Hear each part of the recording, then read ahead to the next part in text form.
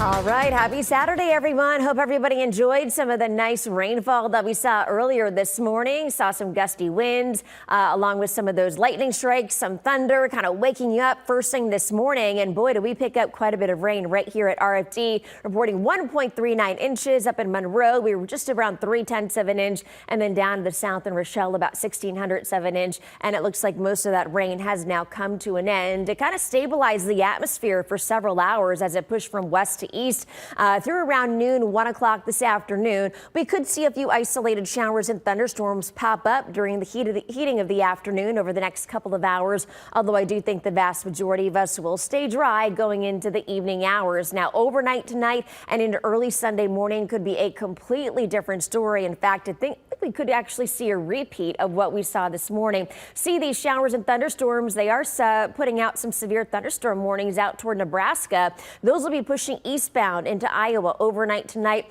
and then eventually working their way into western Illinois overnight tonight and into early tomorrow morning. But before that rain moved in, or after that rain moved in and we saw a few of those sun breaks, we actually topped out at 85 degrees here in Rockford. We had the low 80s in Janesville, 82 in Rochelle, and 84 degrees out toward Galena. Right here at RFD, we're back in the mid 80s, but boy, is it humid outside with that dew point of 70 degrees. And we do have that west and northwesterly wind coming in around 7 miles per hour. So for tonight, we're looking at a couple of isolated storm chances with patchy fog developing by early tomorrow morning. But then by tomorrow morning, we could see another round of showers and thunderstorms after 4, 5 o'clock in the morning. But it does look like the heaviest of the rains will stay along and south of Interstate 80. Now, on Monday, it looks like we're getting into more of a dry weather pattern, but it is looking like a warmer day with highs back in the lower to middle 80s. And then by midweek, we are talking about heat index values pushing up to around 105 to even 108. Timecast is showing us mainly dry conditions, but by 3 a.m.,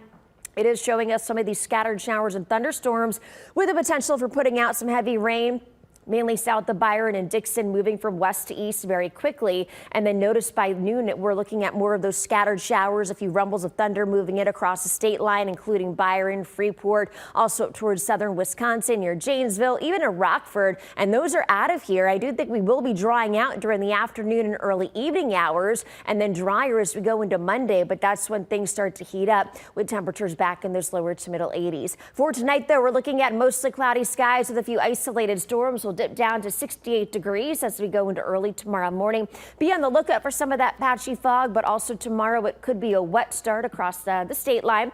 By Monday, we're looking at mostly sunny skies, 81 degrees, low to mid 90s for Wednesday and Thursday, and that's when we could see those heat index values around 105 to 108 degrees.